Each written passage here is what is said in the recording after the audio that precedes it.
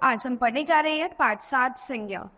तो संज्ञा शब्द कौन से होते हैं? किसी प्राणी, वस्तु, स्थान, जगह, पशु, पक्षी, जानवर, भाव सभी के नाम को हम संज्ञा कहते हैं। ठीक है, तो संज्ञा के बारे में आइए इस पाठ में पढ़ेंगे अच्छे से। दिए गए चित्रों को ध्यान से देखिए और वाक्यों को ध्यानपूर्वक पढ़िए। ताजमहल आगरा में है। अध्यापक पढ़ा रहे हैं। बिल्ली दूध पीती है। आइसक्रीम की दुकान पर लोग खड़े हैं। आम में बहुत मिठास है। गरीबी बहुत बड़ा अभिशाप। ठीक है, तो ये सभी शब्द क्या है? ये सभी सब शब्द जो है आपके संज्ञा शब्द हैं। उपयुक्त वाक्यों में रंगीन शब्द ताजमहल, आगरा, अध्यापक, बिल्ली, दूध, आइसक्रीम, दुकान, लोग, आम, गरीबी शब्द प्राणी, स्थान, वस्तु व भाव के नाम हैं।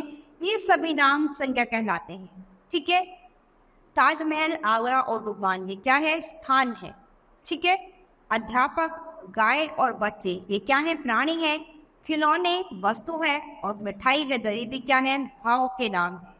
ठीक है, तो किसी प्राणी, स्थान, वस्तु या भाव के नाम को हम संज्ञा कहते हैं। इसके बाद आते हैं संज्ञा के भेद। संज्ञा मुख्यतः 3 प्रकार की होती है। सबसे पहला व्यक्तिवाचक संज्ञा, दूसरा जातिवाचक संज्ञा और तीसरा भाववाचक संज्ञा। तो सबसे पहला है व्यक्तिवाचक संज्ञा।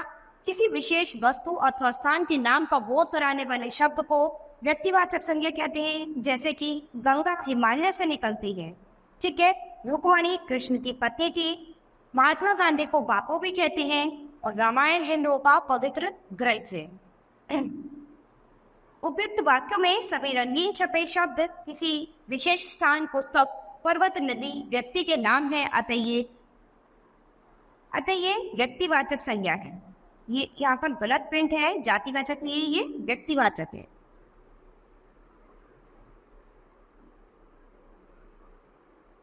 ठीक है, व्यक्तिवाचक संज्ञा है। तो यानी जो शब्द किसी विशेष व्यक्ति, विशेष वस्तु, विशेष स्थान का बोध कराते हैं वो आपके व्यक्तिवाचक संज्ञा कहलाते हैं। ठीक है, इसके बाद दूसरा आता है आपका जातिवाचक संज्ञा। जो शब्द किसी प्राणी, वस्तु, स्थान की पूरी जाति का बोध कराते हैं उन्हें जातिवाचक संज्ञा कहते हैं। जैसे कि शेर दहाड़ रहा है।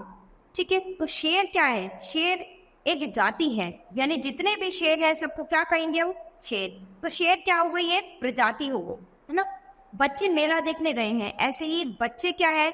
सभी के बच्चों को हम बच्चे ही कहेंगे। ठीक है, तो बच्चों को एक संज्ञा दी गई है कि बच्चे। ठीक है, तो बच्चे हर किसी को हम बच्चे ही कहेंगे। कोई भी बच्चा है तो उसको बच्चा ही बोला जाएगा। तो बच्चे क्या हो गई? एक जाति। ठीक है, बच्चे मेला देखने गए हैं, ऐसे ही बगीचे में मोर नाच रहे हैं। कल हमारे घर अतिथि आए थे। ठीक है, तो अतिथि क्या है? जितने भी अतिथि है, जितने भी मेहमान है, सबको अतिथि ही कहा जाएगा। तो वो शब्द जो किसी जाति का बोध कराते हैं वो जातिवाचक संज्ञा कहलाते हैं। उपयुक्त वाक्यों में रंगीन छपे शब्द अपनी संपूर्ण जाति का ज्ञान करा रहे हैं, अतः ये जातिवाचक संज्ञा है। तीसरा आता है आपको भाववाचक संज्ञा। किसी भाव, गुण, अवस्था या क्रिया के व्यापार का ज्ञान कराने वाले शब्द भाववाचक संज्ञा कहलाते हैं। जैसे कि एवरेस्ट की चढ़ाई बहुत कठिन है।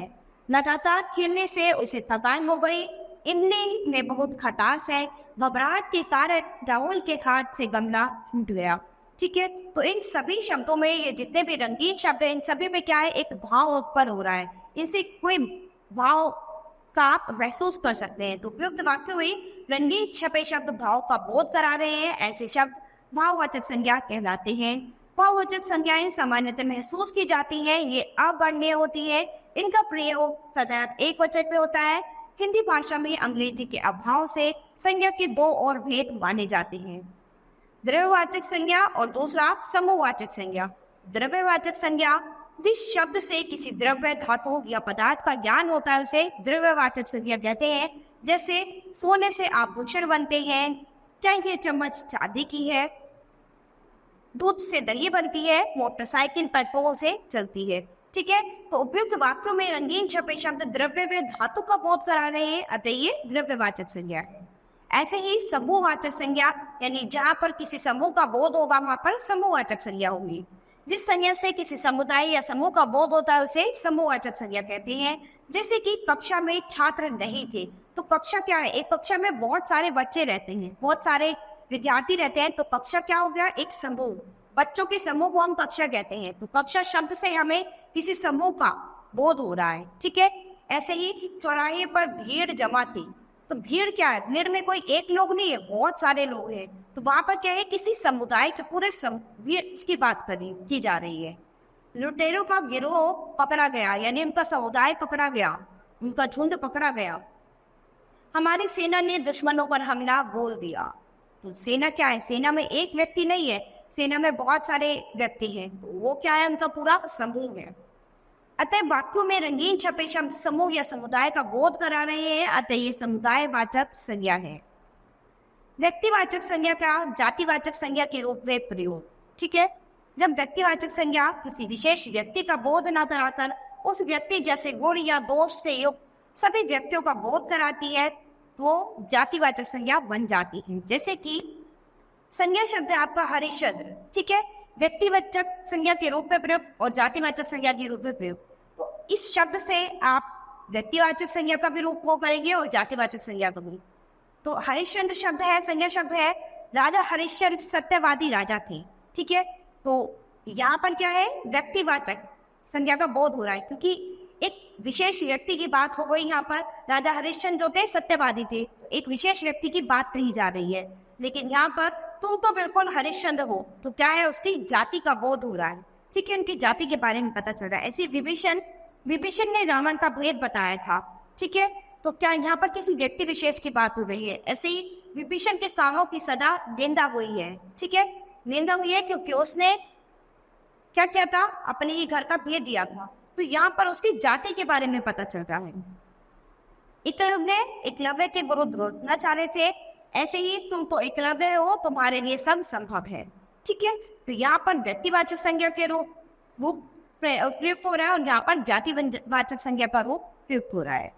इसके बाद आता है आपका जातिवाचक संज्ञा या इसके बाद आता है आपका जातिवाचक संज्ञा का व्यक्तिवाचक संज्ञा के रूप में प्रयोग। कभी कभी जब जातिवाचक संज्ञा जाति का बोध न कराकर किसी विशेष व्यक्ति का बोध कराती है, तब वे व्यक्तिवाचक संज्ञा बन जाती है। जैसे कि संज्ञा शब्द है आपका पंडित, तो अगर इसे व्यक्तिवाचक संज्ञा के रूप में प्रयुक्त करते हैं तो पंडित जी ने भोजन कर लिया, लेकिन अगर इसे व्यक्तिवाचक संज्ञा के रूप में प्रयुक्त करेंगे तो पंडित जी ने डिस्कवरी ऑफ इंडिया नामक पुस्तक की रचना की, ठीक है। इसके बाद पढ़ेंगे भाववाचक संज्ञाओं का जातिवाचक संज्ञा के रूप में प्रयोग। भाववाचक संज्ञा शब्दों का प्रयोग सदैव एक वचन भी किया जाता है, परंतु जब कोई भाववाचक संज्ञा एक वचन के स्थान पर बहुवचन में प्रयुक्त की जाती है तो वह भाववाचक न रहकर जातिवाचक संज्ञा बन जाती है। जैसे कि शब्द है आपका बुराई, तो इसका भाववाचक संज्ञा क्या होगा, हमें बुराई से बचना चाहिए, तो बुराई शब्द क्या है, भाव को बता रहा है, ठीक है। लेकिन अगर इसे जातिवाचक संज्ञा में प्रयुक्त करेंगे तो उसमें इतनी बुराइयां हैं कि तुम सोच भी नहीं सकते, ठीक है। तो बुराइयां शब्द क्या है, जाति का बोध करा रहा है, ठीक है। इसके बाद है भाववाचक संज्ञाओं की रचना। कुछ भाववाचक संज्ञा शब्द अपने मूल रूप में होते हैं, जैसे कि क्रोध, हानि, क्षमा, लज्जा, दुख आदि। कुछ जातिवाचक शब्दों से, सर्वनामों से, विशेषणों से, क्रियाओं से और अवयव से भाववाचक संज्ञा शब्द बनाए जाते हैं। आइए भाववाचक संज्ञाओं की रचना सीखिए। तो जातिवाचक संख्याओं से भाववाचक संख्याएं बना, यहाँ पर ये कुछ जातिवाचक संज्ञाएं, इनसे भाववाचक संज्ञा बनाई गई हैं। जैसे जवान क्या है, जातिवाचक शब्द है, अब इसका अगर भाववाचक संज्ञा बनाएंगे तो क्या बन जाएगा, जवानी। ऐसे ही नेता का क्या बन जाएगा, नेतृत्व। ईश्वर का ऐश्वर्य, भ्राता का भ्रातृत्व, माता का मातृत्व, शिशु का शैशव, स्वामी का स्वामित्व, तपस्वी का तप, बच्चा का बचपन, देव का देवत्व, ठीक है। सर्वनाम शब्दों से भाववाचक संज्ञाएं बनाना, तो यहाँ पर ये कुछ सर्वनाम शब्द हैं, इनसे भाववाचक संज्ञाएं बनाई गई हैं। तो सर्वनाम शब्द क्या है, अहम, तो क्या बन जाएगा, अहंकार। मम से ममता या फिर ममत्व, आप से आपा, ठीक है। ऐसे ही विशेषणों से भाववाचक संज्ञाएं बनाना, तो ये कुछ विशेषण शब्द दिए गए हैं, इनसे भाववाचक संज्ञाएं बनाएंगे। विशेषण शब्द क्या है, ऊंचा, ऊंचाई, चौड़ा, चौड़ाई, चतुर, चतुराई, विस्तृत, विस्तार, खट्टा, खटास, कड़वा, कड़वाहट, हिंसक, हिंसा, ठीक है। कुछ क्रियाओं से भाववाचक संज्ञाएं बनाना, तो यहाँ पर कुछ क्रिया शब्द दिए गए हैं जिन्हें हमने भाववाचक संज्ञा में बदलना है। क्रिया शब्द क्या है, खेलना, तो क्या बन जाएगा इससे भाववाचक संज्ञा खेल। हंसना का हंसी, सीखना का सीख, कहना का कथन या फिर कहावत, घबराना का घबराहट, उड़ना का उड़ान, कमाना का कमाई। इसके बाद कुछ अव्यय शब्द है, तो अव्यय से भाववाचक संज्ञाएं बनाना। तो यहाँ पर ये कुछ अव्यय शब्द दिए गए हैं, इनसे भाववाचक संज्ञाओं में इन्हें बदलेंगे। तो अव्यय शब्द क्या है? शीघ्र। तो उसका भाववाचक संज्ञा क्या बन जाएगा? शीघ्रता। शाबाश, शाबाशी, नीचे, निचाई, दूर, दूरी। ठीक है। तो यहाँ पर बच्चों हमने किसके बारे में पढ़ा है? संज्ञा के बारे में पढ़ा है। तो संज्ञा क्या है? किसी प्राणी, वस्तु, स्थान, जगह, पशु, पक्षी और भाव के नाम को हम संज्ञा कहते हैं। संज्ञा के तीन भेद थे, व्यक्तिवाचक संज्ञा, जातिवाचक संज्ञा, भाववाचक संज्ञा। हमने अपने संज्ञा के तीनों भेद के बारे में इस पाठ में अच्छे से पढ़ लिया है। तो बच्चों आप अभ्यास में इन्हें फिर से पढ़ेंगे और इनके बारे में डिटेल में अच्छे से पढ़ेंगे, तो आपको संज्ञा शब्दों की अच्छे से पहचान हो जाएगी। ठीक है। तो बच्चों आज हमारा ये पाठ यही खत्म होता है। वो अपनी नई क्लास में मिलेंगे अपने नए पाठ के साथ। धन्यवाद।